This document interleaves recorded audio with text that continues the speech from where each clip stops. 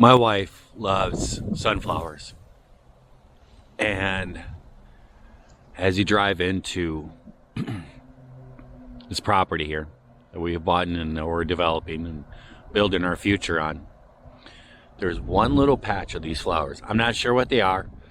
I'm guessing probably somebody's gonna be able to tell me.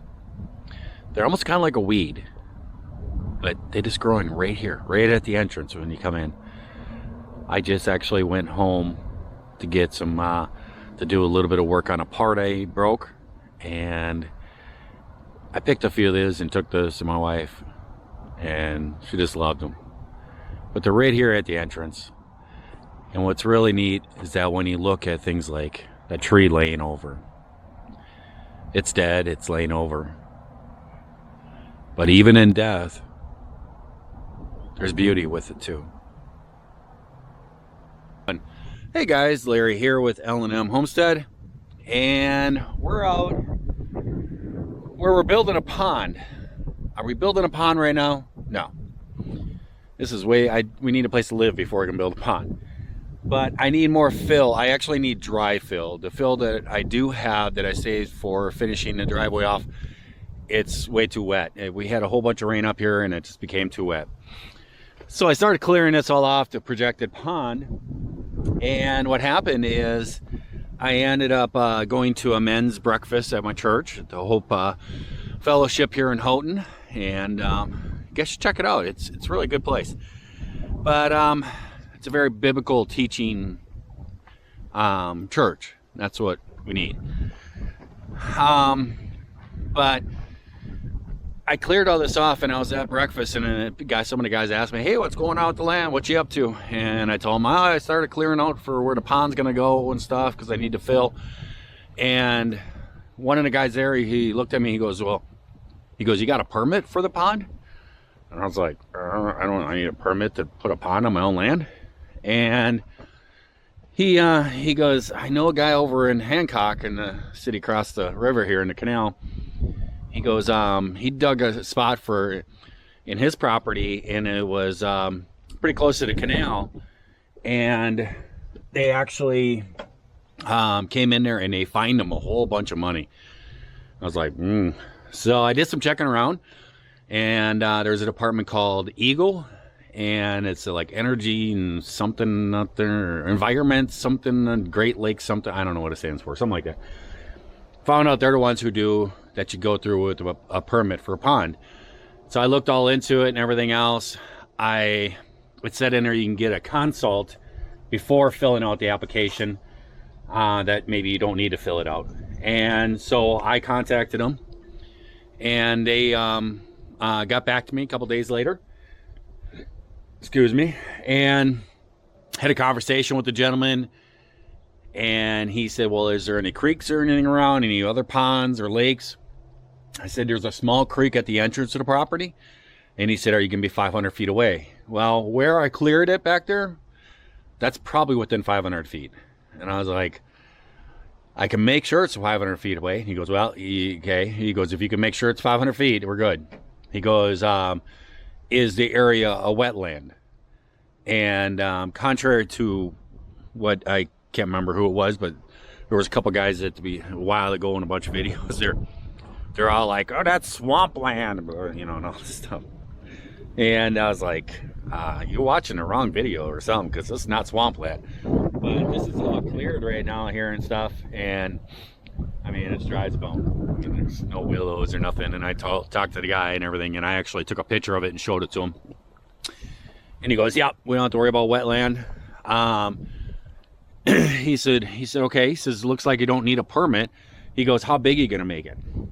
And that where the problem is, because it's a pretty big area I cleared. And I'm thinking, pretty big pond. And I told him, I don't know, guesstimation maybe 2 to 3 acres. And he was like, he goes, let me get back to you. So he called me back a while later, and he says, you're good to go. He says, you do not need a permit as long as you stay 500 feet away from that creek. And I gave him the address, and he was able to do an aerial shot of the area. And he asked me exactly where it was, and I pointed it out and everything. And he said, as long as you stay 500 feet away from that creek at the entrance of your property, He goes, you're good to go there. He goes, it is not a wetland. Checked it all out. There's no wetland there. He said, and he said, but here's the one thing. He says, as big as you're making it, he says, when it fills up with water, he goes, if there is over an acre of surface water in there, he says, then it will become regulated. And I said, well, what does that mean? And he said, well, all that means is that you don't need a permit now. You could build the pond, do what you're going to do. He said, but then in the future, say some sediment filters in and willows are growing, you know, and it becomes kind of swampy, and say you want to dredge it out or something. He said, in that case, he says, in the future, it will become a regulated pond because it's over an acre, and then you will have to file for a permit. He said, will there be a problem? He said, no, because it's an existing pond by then. And he says, so it would not be a big deal. So I have to go ahead. Got the email from the guy confirming everything, the regulations that I got to follow and everything else to make it happen. And I've been down here pulling dirt out to finish the slope of the driveway, and I'm getting pretty close. But I'll show you what I've got going on right now. So I've cleared the topsoil off of it, and getting down to the fill, and it's a very clay rocky mixture with sand in it too, which is working great for fill. I'm not sure how it's gonna seal up for a pond, no, because you can kind of see where the solid clay kind of stops, and then down at the very bottom part, it's all like rocky stuff. I don't know if water is just gonna soak into that. But this backhoe here will go 18 feet down, and I told the wife we're gonna go 18 feet down.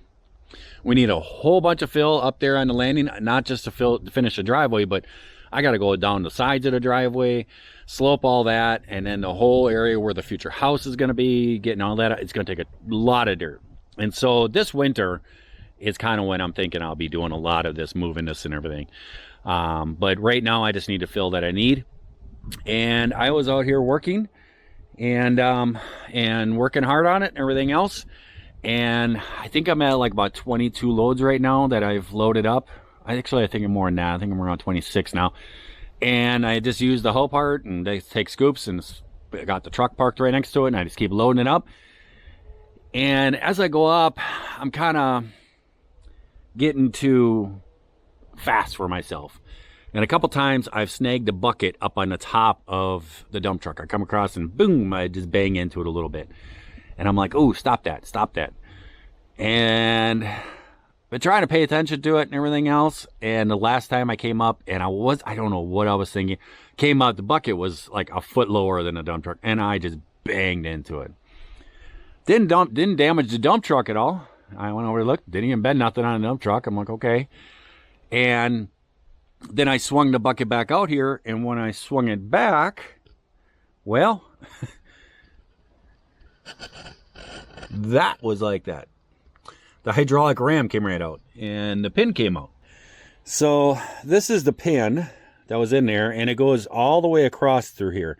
These holes line up and go through the pin, and then comes out the other side, and then there's like a washer and a C-clip that was going on to hold it, and that's what it had on both ends. I do not believe that this is a piece of hardened steel. There's one piece, and then there's another piece I dropped on the ground. Here's another piece of it. It broke all into 3 pieces there. And so what I have done is I went to town and I measured that, and it's just a steel shaft. There's no weight on this whatsoever, but I measured it, what I needed. And basically what I did is I just cut that length of a shaft, and it's the right size and fits right in there.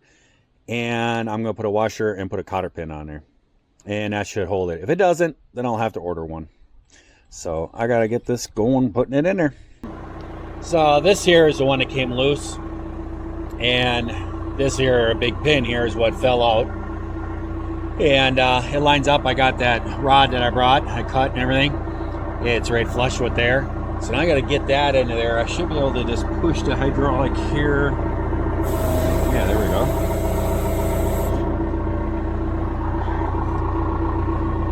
Problem.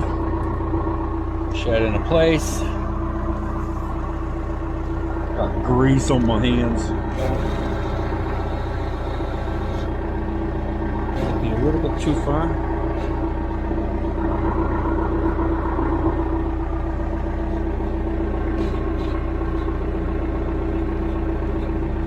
out there. And I gotta get this pin put back up in there.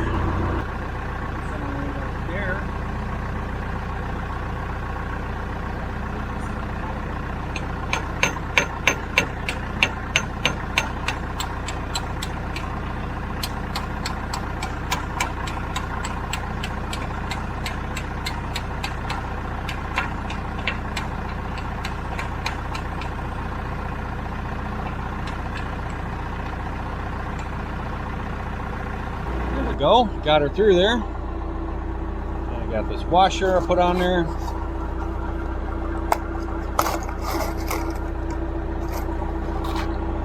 And then I'll just put a cotter pin. It had like a C-clip on it, but this will be just fine.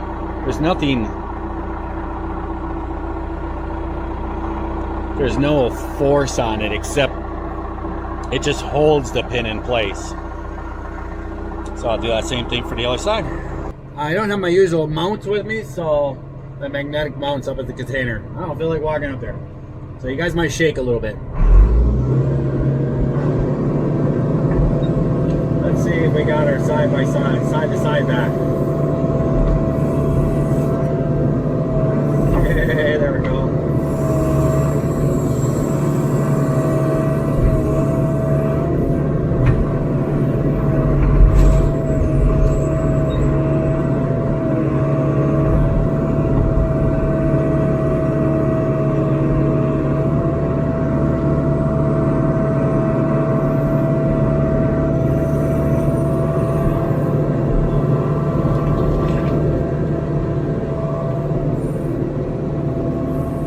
To go a little bit slower than I usually do because I'm afraid the camera's gonna fall.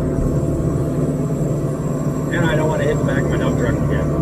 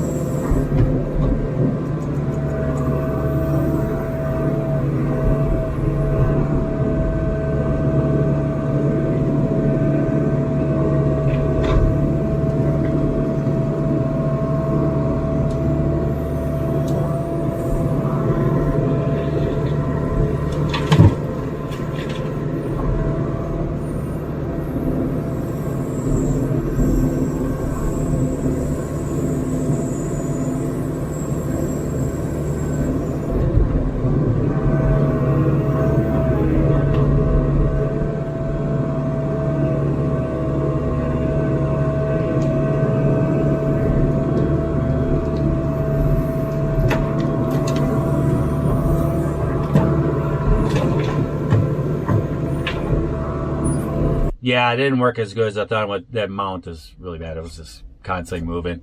But yeah, so just working, moving dirt, everything else.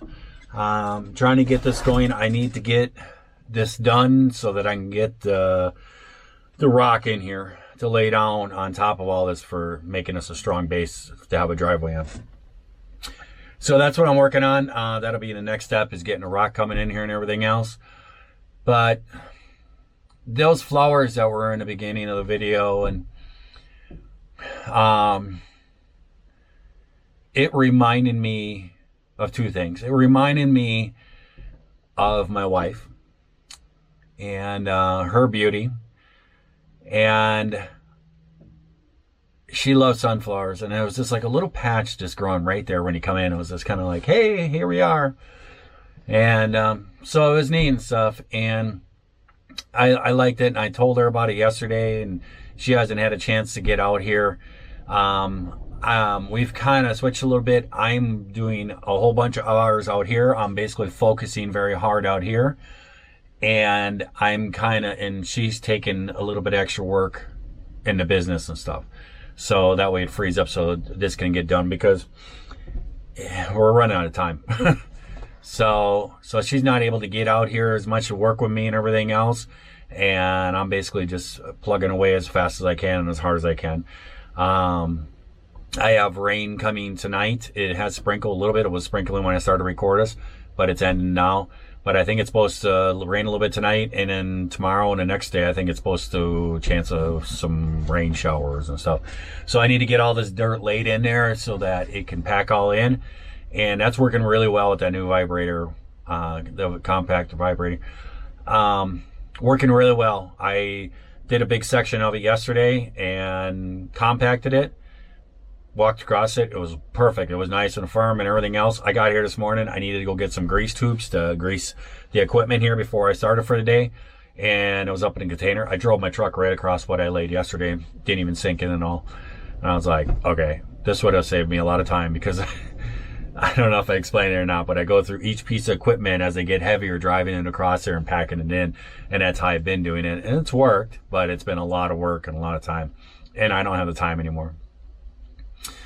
But this Flowers Day is kind of reminding me of all that and her beauty, but it also reminded me, because you got that dead tree laying there, and there's some, other stuff that's dying around it and everything else.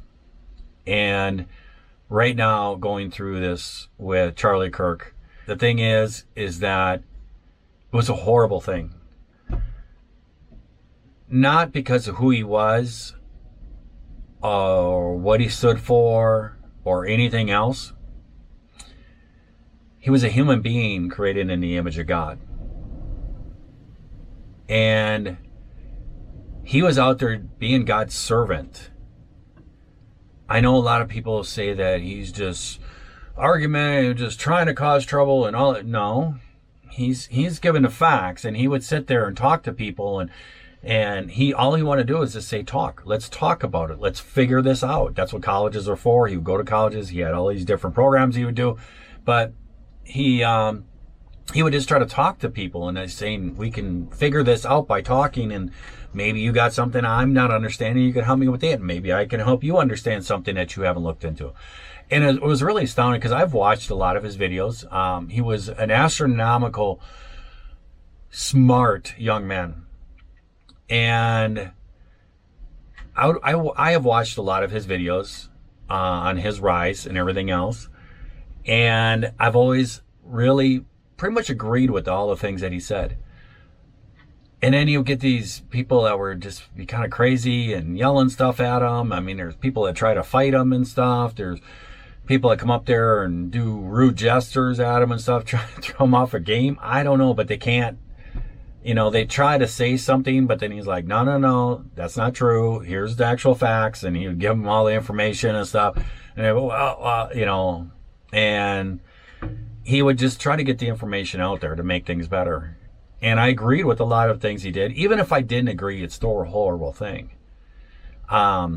These government people over in Minnesota that got gunned down and stuff, that was a horrible thing. It's a human life, and we're all created in the image of God. So, but the main thing is that his whole deal was, let's have a conversation. Let's talk about it. Once the violence stops, or once there's no talk, then the violence starts. And that's exactly what happened. Is that somebody came out there and just shot him. And what happens with that guy and everything else, that's for the judicial system to take care of. He will meet Jesus, and he'll have to answer for that. If he decides that he needs to repent, then it will probably be Charlie standing behind Jesus going, why didn't you just come to me and talk? Why? And it was a horrible thing. A lot of things are going on with all this. You see a lot of screaming going back and forth. And I'm going to say, before anybody even says it, before they type it, Trump says things. And I am a Trump supporter. I am a supporter. I have been since he decided that he was going to run the first time. I said, you know what? That might be what this country needs. Somebody who can negotiate and work the deal and learn to, and he knows how to put things into a budget, not just say, let's borrow some more money. Let's print some more money, and that might be the way that we need to go. And did I agree with the person? No, Trump can be, sometimes he can be dumb. And he goes out there and he says things about stuff and makes comments about people, like Rosie O'Donnell or, I don't know. I don't really try to pay attention to it, but he makes comments and rude comments and calls people names and stuff like this. Yeah, it's not right that he does it either. He shouldn't be doing that either, especially being the president of the United States. He should not be doing that. He should show more stature than that. But I've heard some crazy stuff. I've just heard sound bits of it because I don't want to sit here and take all the negative in. But I've heard some crazy stuff that some people have said and celebration stuff. And every time I see that stuff, I just try to black it off and turn it off and stuff because I don't want to promote it. I don't want to see it. But it's just like, what is wrong with you that you're that evil that you're out celebrating somebody's death? And it's just so wrong. And so I don't know, but I don't know where to go with it and stuff like that, or what to talk about it and stuff. But the thing is that I was very touched by his wife. She came out on her platform and made a statement and everything. And what was it, like the day after or something like that? And she made a statement, came up there, and you could tell she was hurting. But she came out there with such strength and delivered that message and everything that if you think you have stopped us or stopped Charlie's message, you just don't know. And I can tell you, I got young boys, and I heard them guys talking about it with some friends and everything else. They kind of messed up by doing this. Not only did they take Charlie from this earth, but he is at rest now. But I believe this is going to be something that's really going to grow out of it. And the thing that comes out of death that is beautiful, like the flowers, is that it's a horrible thing that Charlie lost his life. I feel so sorry for his wife and for his children having to grow up without their father. And it's just horrible. And I feel so bad about it. But the beautiful thing about it is a lot of people, it's woken a lot of people up. I cannot even imagine what God's plan is, that he allowed this to happen. But I don't know. I have no way possible. There's no human being on this earth that knows why God does these things. There's nobody that can bring it all out and lay it out. This is why this is done. And there's nobody that can do that and foresee that. Only God can. And I don't know why Charlie was taken and why he let that bullet do that. But there has been a humongous movement of people that have seen this.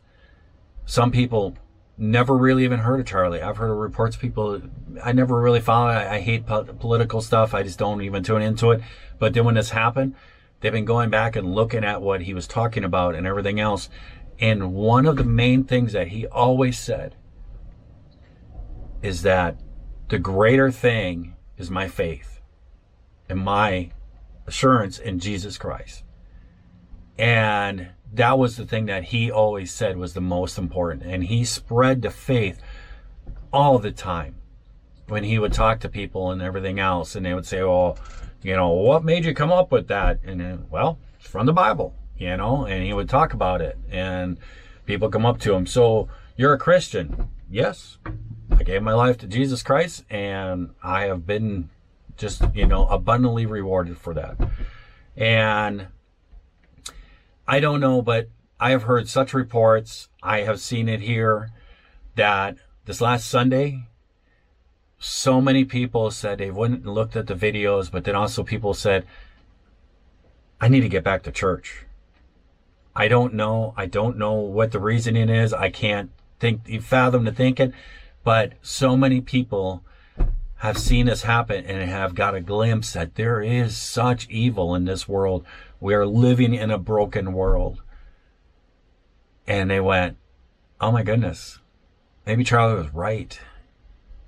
You know, and they actually went to church and said, I want to do some more research on this. I want to figure this out. So I don't know.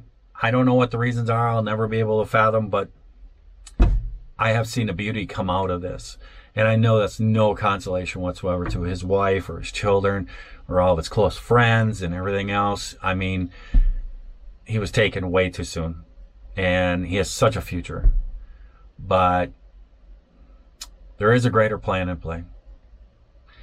And eventually all of us are going to be meeting in Jesus. And it's all going to be whether or not he recognizes us.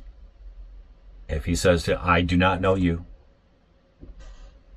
that's something you need to work on. You need to get to know Jesus so he knows you. So when that time comes, he says, oh, faithful servant, come on in.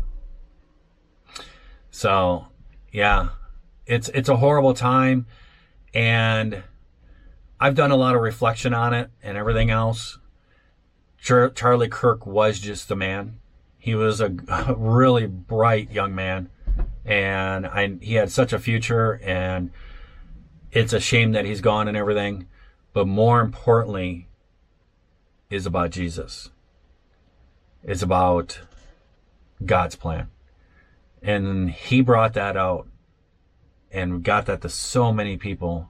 And I think he walked up there, or he's going to be meeting Jesus, and it's how you look at it. But when he sees Jesus, Jesus is going to say, come on in, my faithful servant, because he has been doing his work.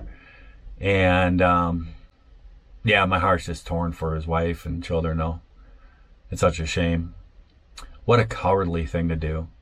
I think that we all need to wake up, and we really do have to have an understanding that this world is broken and there's a spiritual war going on. And you don't know when your time is going to be up.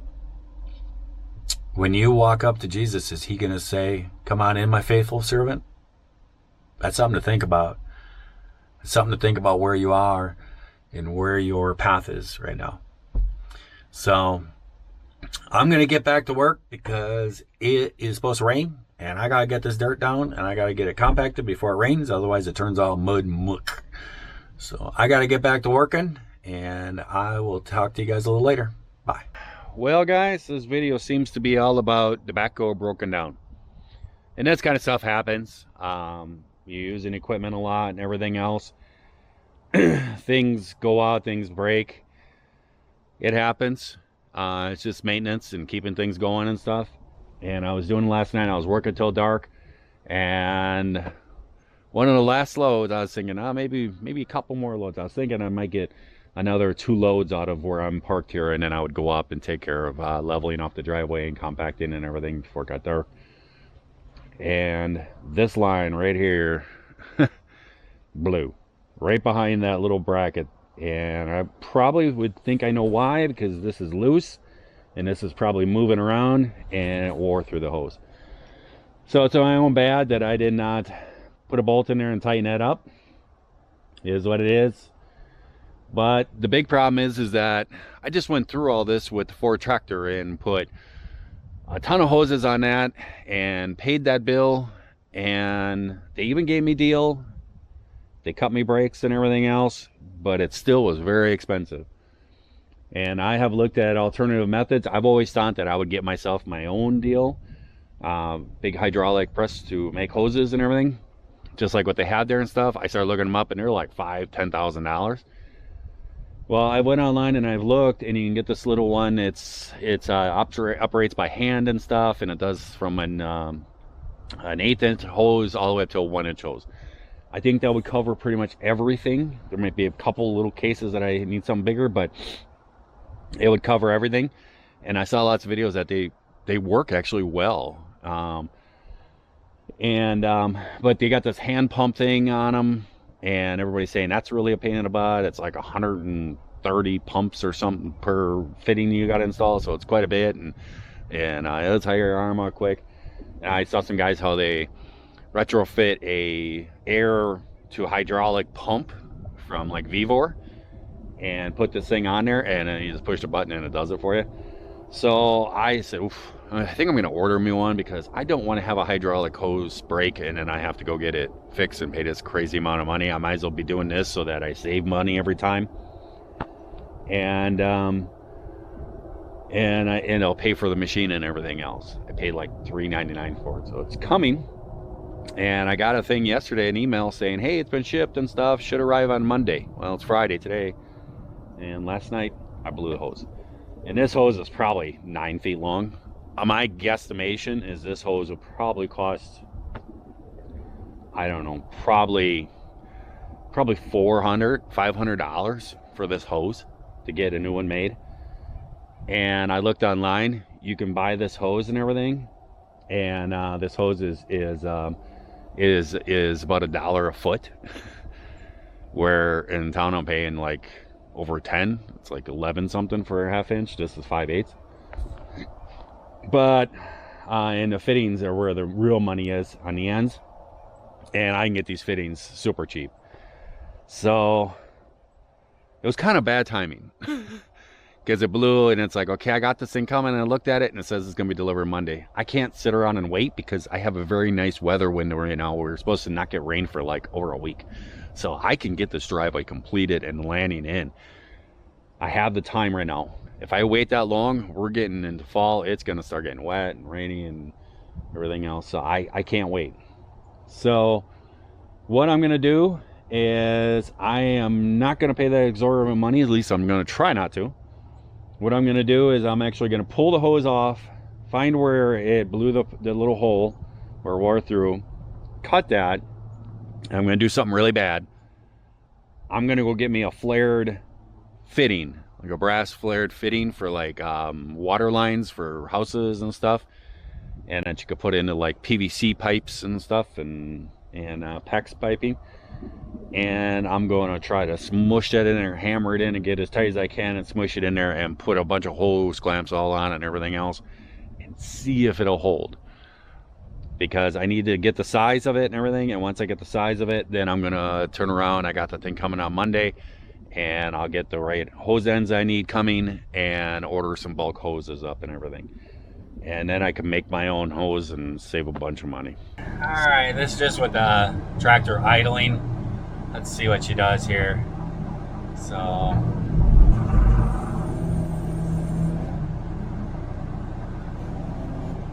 that's still working good and everything. It's gonna be the bucket curl. It's probably gonna have some air in it too.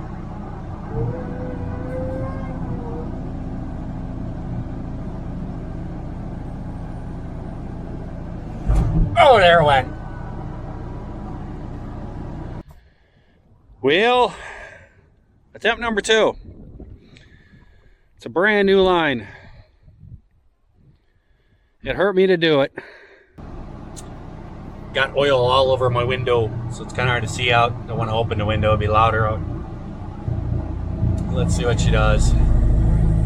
Better work. It's a lot of money.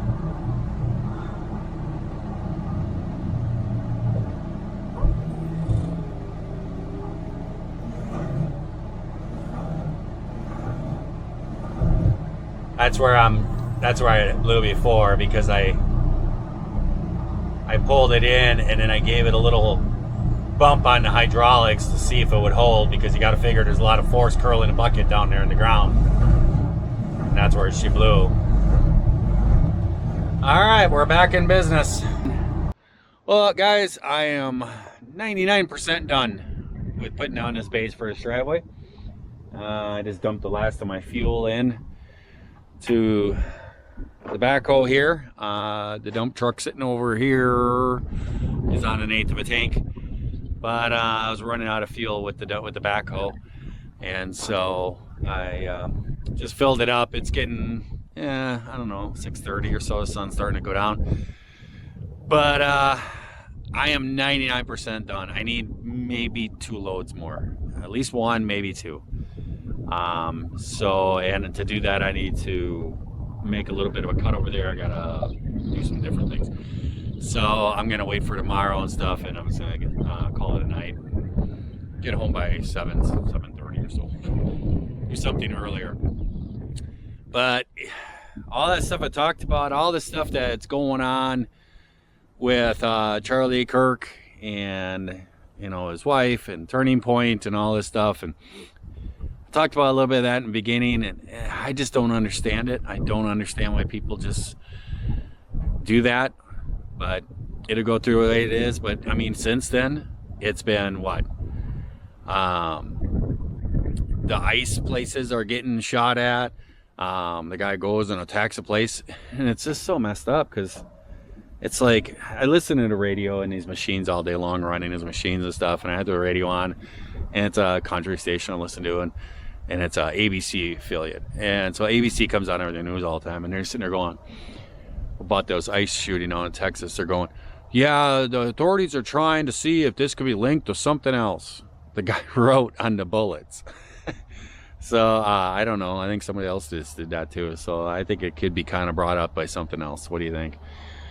But it's just crazy stuff. And then what? And then now a church just got attacked on over here in Michigan, over by Flint, on Sunday and stuff. Guy drove his truck right through the church, right into the church, and started on fire, and then shot a bunch of people. I mean, I don't get it. I really don't. It's just, people are crazy. And you see all these clips and stuff. Every time you bring on news or anything, you see all these clips of people. I mean, like the governor of Minnesota is up there giving some kind of college thing or something, some speech, and he's sitting there talking about the Gestapo. This is like the Gestapo. They wear masks and they roll in unmarked cars and they're just stealing people. And there's a whole bunch of people saying the exact same thing. It's like, gee, did they get together and decide this is what we're gonna say now? And it's like, no, they're undercover officers, doing the law. You break the law, you come in this country illegally, their job is to get you. And they're not supposed to give out their identity, because they got to work in that field, so they got to be able to go in there and talk and figure these things out. Whatever. My whole point of it is, I think the world has just gone crazy, and it seriously is broken. It's crazy out there right now. So I hope everyone is safe and everything is good in your lives. Here in the land, it's the same old, but trees are turning. I'll show you what I got done. So this is the pit I've gotten started so far. This will probably be, I don't know, maybe a quarter of the pond. But this was about 200 loads with my dump truck. And you can see it is getting water down in there. That end down there does not hold any water whatsoever. This end down here is more of a clay mixture, not as rocky. And this stuff is holding water. I've kind of got into the water table going down, and I'm about 15 to 18 feet in spots. And I hit it, and it's been kind of pooling up with some water and stuff. I will eventually, when I get this all done, go down there with my bulldozer and push all this and make this bottom of this pond, somewhat smoother and stuff. I don't want it to be perfectly smooth, but I am going to have to put a liner in here to seal this pond. So it's just the best I can do right now with this, what I got. But I'll take you guys for a walk and show you the driveway. Well, as you can see, we are definitely getting color. The woods and everything's all turning. But this is where I wanted to start pitching it up. I need a couple more loads right up in this area here to make this more level going up. I got this corner widened out quite a bit. Trying to make the corners wide enough. This here I have not compacted yet. I just got on here and I noticed that I'm gonna need some more dirt, and I gotta move things around, do stuff, and I don't have time to complete all that tonight. So I'm gonna call it an early night. But you can drive up in the top of here with the semi, and then your trailer can turn over here. So up here, this has all been compacted all the way up. And this is I would say as steep as a pitch of the driveway that I can get without not being slippery in the winter. It's going to be an uphill all the way, but hey, me and my wife, we have 4-wheel drive cars, so shouldn't be an issue. Plus where we live now is actually, the road is a lot steeper. So this will actually be a lot less than what we live on now. There's a huge hill that we live on. But this is just the base, and get this all completed, and then I'm gonna be next week hauling in gravel, all this mine rock. It's like 3 to 5 inches in size. It'd be mixed with all kinds of different stuff, and bringing it all in here and start dumping it on here and spreading it out, driving over it with the loaded dump truck, and compacting it into this. And this will be what holds the mine rock in place. So it's pretty set. And like in here, I got to trim all these trees up on the side, and I got to put some more dirt up in the front there. But you'll be able to drive the semi over in this side, the front of the semi, and the trailer will come over along there. So it'll be a nice sweeping long turn.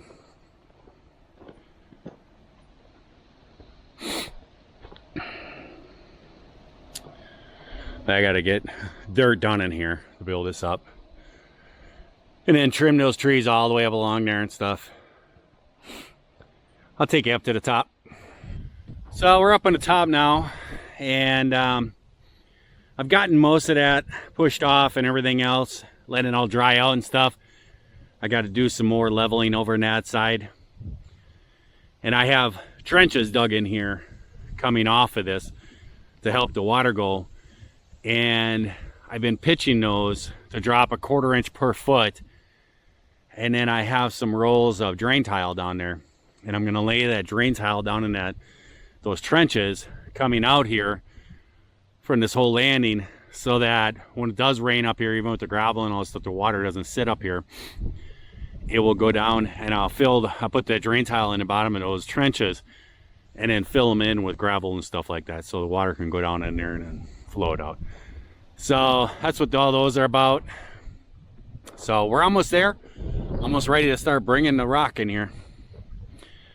And it's nice and dry up here now. Everything is really dry over in that corner. I think I'm gonna finish the very bottom of the driveway tomorrow, and then come in with the backhoe and take all the dirt out of that corner to get it down to the right grade over there, and then push that a little bit more, because it was pretty wet over in that corner. It was a big wet mucky spot over in that corner, and I'm going to need that corner for a future in Denver. You guys are going to see that. It's going to be coming up soon.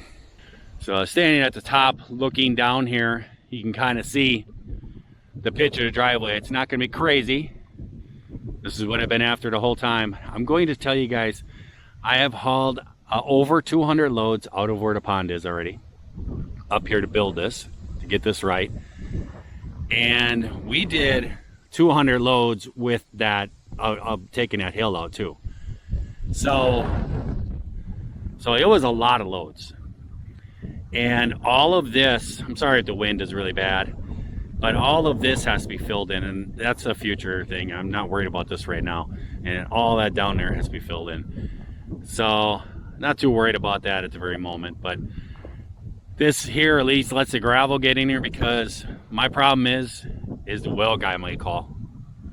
So if he calls and he says, hey, I can get up there and do your well, he won't come up here on this driveway. Even though I can drive my dump truck up here and everything else, he's very particular about it. He said it. So if he calls, I have to be able to have gravel down and everything in a nice driveway where he can pull it up. So I got to get this down like within the next week or so, because hopefully he's going to get this well going here pretty soon. Yeah, it was kind of ridiculous what he said to me. He says, back in April, it was, yep, we'll get right on it. Then I got the permit, Then he went, oh, we're booking the next year. And I'm like, I need water. And talked to him and stuff. And he's like, well, you know, it's maybe November, December, maybe January and stuff. He goes, but if it gets 20 below or 20 degrees, he goes, then it's unhealthy to work in. And he goes, so yeah. And he asked where I was, and I told him. And he's like, oh yeah, I snowmobile out there with a couple guys that work here and stuff. We snowmobile back in there in that country. And I said, well, I hope it doesn't get below 20 degrees when you snowmobile. And he was like, yeah, okay, I get you. He goes, we'll get you in this year. So hopefully we're going to get in. We'll see what happens. But it's been kind of a crazy year and everything else. This has been a great endeavor to get this all done. It has been a lot of work. But we'll see how it all goes, how it all plans out and everything. So, yeah, it's cold and it's windy out there. So, I'm in my truck. Driveway's 99% done. I just need one, maybe two more loads on the bottom to make that better. I was talking up there and I got interrupted. There was a side-by-side that decided to go through the woods and came out right by me there. I just threw up my hands. I'm like, what are you doing? And the guy just stopped. He's looking around. Then he backed up.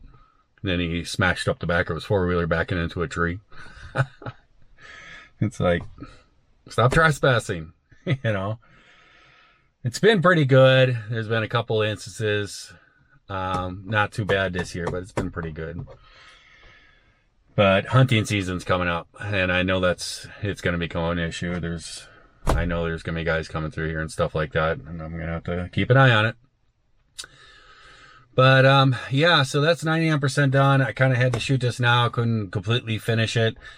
And then hopefully next week I'm going to be hauling all the rock in here and start putting the rock down and making that all nice and level. And then driving over the top of that, smashing it into this stuff that I'm putting, and that'll hold it all together and provide a really nice base. And it's going to be a nice driveway.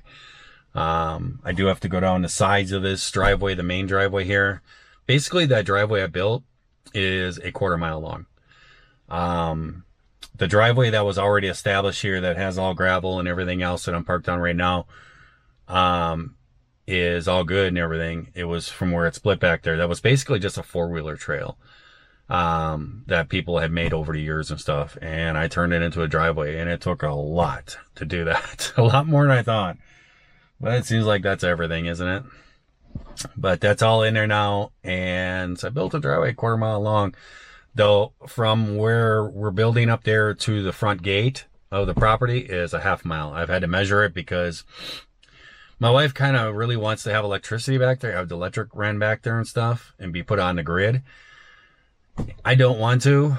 I'd rather actually spend the money that we would have to spend to have them install it and put in a solar and a generator system. And that way we're not relying on them. And also then we won't have a monthly bill, everything else. It'd be all good. But she has this fear about it. She thinks it's just the power's just gonna turn off if it's not sunny or something. I tried to explain it to her that this is batteries and everything and generator and she understands it now. But we talked about it a couple times and I had to show her different things about it. But she called the electric company out, and they came out and they said from the transformer box out on the road to the gate would cost us $9,000 to get it to there. Then from there, wherever we wanted it, I want to say it was $20 a foot or something like that. I can't remember. Something like that. But I took a measuring wheel and I went from the front gate all the way up to the house up there and measured it, and it's exactly 1/2 mile. And I figured out all the math and putting it all in there and stuff, and it came out, I think it was like $58,000 or something like that for them to run electricity in there, and then we got to pay my monthly bill for the rest of our lives. And so we've talked that through, and she's like, okay, if you say it'll work, let's go for that then. Because it'll cost about that much to put the thing installed, and then we have free power, you know. So yeah, there's propane for running a generator and stuff, but it's not going to be running all the time and stuff. It's not terrible. So yeah, I've gotten a lot accomplished. In this video, I've hauled over 200 loads with that dump truck. I've loaded and hauled and dumped 200 loads. It was quite a bit. So my body is a little bit banged up and everything else, but I needed to get this done so that I can get the driveway done so the well guy can get in, and then we have other projects that are going that I got to have that driveway in so we can get semis up there and everything else for deliveries and stuff. So it's all got to be done. So we got the base down, and now it's just hauling gravel and spreading that out and just driving over the top of that, and then we'll smush it in. I probably won't be putting a finished gravel on it. Probably not this winter, because I'm thinking that some of it is going to sink in and everything. So then I'll have to fill holes and potholes and stuff. We'll see how that goes. And it'll probably just be a rough driveway for this year until we actually see, okay, this spot needs a little more, and then we can go over the top of that and put a nice, driveway gravel in. So that's the plan, Stan. I'm sticking with it. So I hope everybody out there is having themselves a great day, great night as they watch this here video. And if you are not, we can certainly all just try that all over again tomorrow. God bless you guys. Stay safe out there. And hopefully this country will get some more common sense and stop with this ridiculousness going on and everything, because it's just crazy. It's just insane what's going on and everything else. Just baffles me why I hope people can think like this, but it is what it is. Here's what I do know. My dad was a very strong Republican. And we would have people come out from the church, or people that he worked with or whatever, come out for dinners. And we have these couples out for dinners and stuff. And we'd all sit there and eat dinner. And then afterwards, the adults would all sit there and have conversations and stuff. There was many conversations about political stuff. My dad loved to talk about politics. And he was a very strong Republican. And all these people were Democrats. But here's the thing. I never heard yelling or screaming or anything else going on. They would have conversations, talk about different things, and that was the end of it. I don't know why it can't be like that.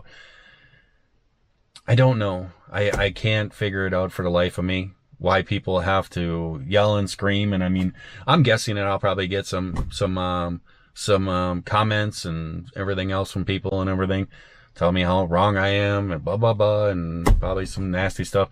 But I don't understand why. Just because I don't believe the way somebody else believes doesn't give somebody else the right to yell and call names and everything else, and Charlie Kirk's position to shoot him. It doesn't give anybody that right. And I don't know. Somehow we got to get back on track, because this has turned really, really crazy. This world is broken, for sure. I'll catch you guys later.